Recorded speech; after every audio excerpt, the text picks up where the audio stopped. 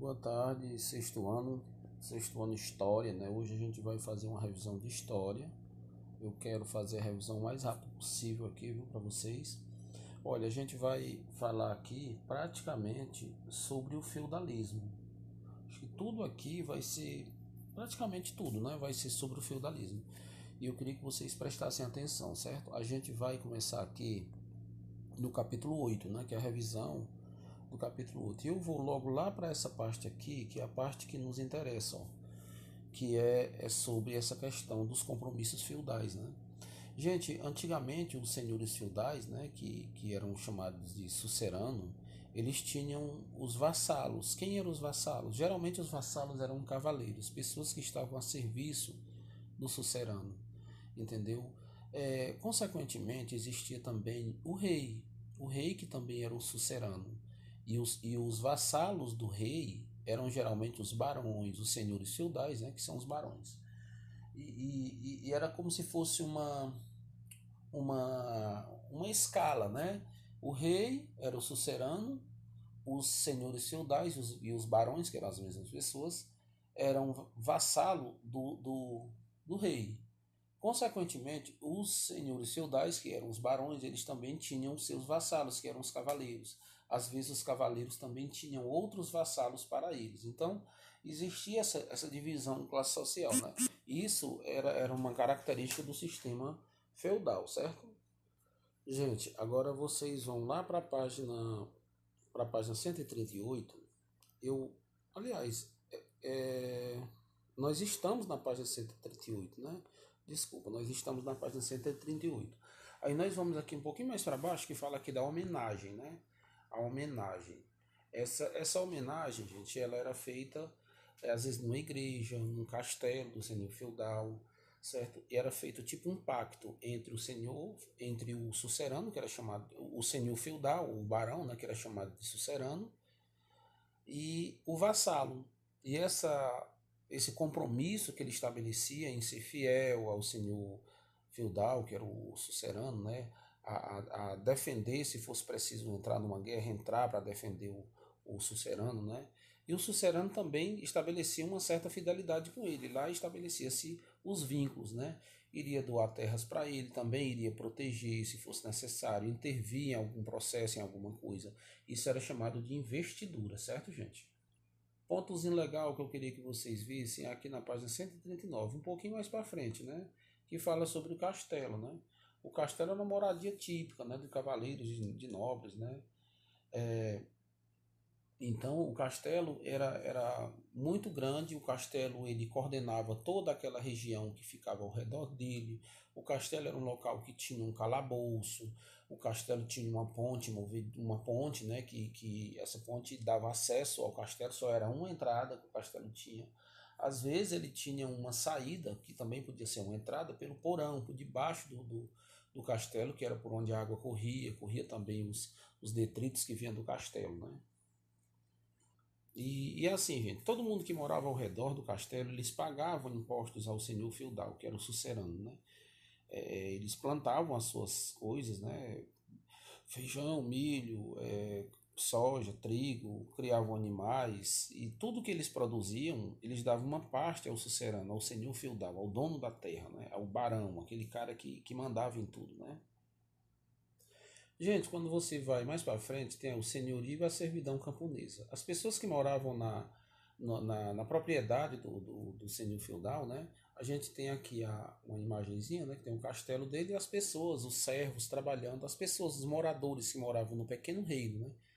Eles tinham que pagar impostos, eles pagavam os impostos do moinho, eles tinham a terra, uma terra chamada senhorio, né? Que era uma terra reservada para o senhor feudal, né? Eles tinham que trabalhar nessa terra durante 2 dias na semana ou 3 dias, né? Essa terra só era do barão, só era do senhor feudal. As terras de uso comum geralmente eram as terras que eles plantavam, né? As terras que eles produziam seus alimentos, tal, né? Então existia essa relação. Olha, quando você vai aqui mais para frente, na página 141, você vê aqui os tipos de impostos que eram pagos, né? Ao senhor feudal, os tributos, né? Os camponeses trabalhavam nos senhorios em regime de servidão, sendo conhecidos como servos. Em troca da parcela da terra cedida pelo senhor feudal, o servo era submetido a pagamento de tributos e ao cumprimento de obrigações. Por exemplo, a talha obrigava ele a entregar uma parte do que ele cultivava. Já a corveia obrigava-o a trabalhar 3 dias na terra do senhor, né? Do senhor feudal. Então a corveia era um tributo que ele pagava trabalhando para o senhor na terra do senhor. A talha já era uma parte do que eles produziam. Gente, eu tinha até colocado essa parte aqui na 141 ainda, que fala da sociedade feudal. Sobre esse tal de bispo, Adalberto, né? Adalberto de Laon. Ele falava, assim, gente, vou dar aqui um zoom para você ver, né? Ele falava que a sociedade ela era dividida em 3 partes. E existiam 3 tipos de pessoas, né? Existiam aqueles que deveriam rezar por todos, né? Que eram os monges. Os que tinham a função de guerrear, que eram os cavaleiros, e defender a sociedade. E os que deveriam trabalhar para produzir os alimentos, que eram os camponeses, né? Eram, no caso, os clérigos, os nobres e cavaleiros e os camponeses.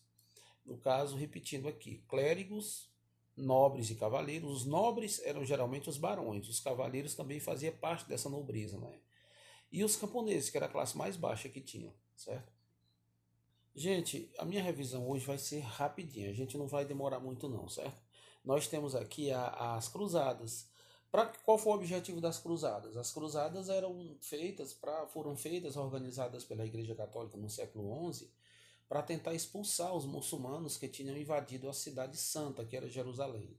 Os muçulmanos foi um povo que começou a pregar uma nova religião, o islamismo, uma religião também monoteísta, assim como o catolicismo, assim como o judaísmo, o cristianismo e tal, mas só que pregava com umas regras um pouco diferentes. Esse povo era um pouco diferente, era mais rigoroso em certos aspectos, sem contar também que pela Bíblia, a gente analisando pela Bíblia, dá a entender que esse povo era inimigo dos judeus, né? Do judaísmo. São filhos de Abraão também, mas eles invadiram a cidade santa, a cidade cristã, Jerusalém, que é onde Jesus nasceu, morreu, pregou o evangelho e tal, né? Então, os cristãos têm nessa cidade como uma cidade sagrada. E os muçulmanos tinham invadido no século VI, século VII, por aí, essa cidade. E depois o Papa começou a fazer a organização para poder expulsar esse povo, né? Que foi, por exemplo, o Sacro Império Romano Germânico, né? Que foi uma das primeiras cruzadas, veio nessa época, né? Pouco tempo depois no caso, o rei Ricardo, pouco tempo depois dele assumir o trono, né?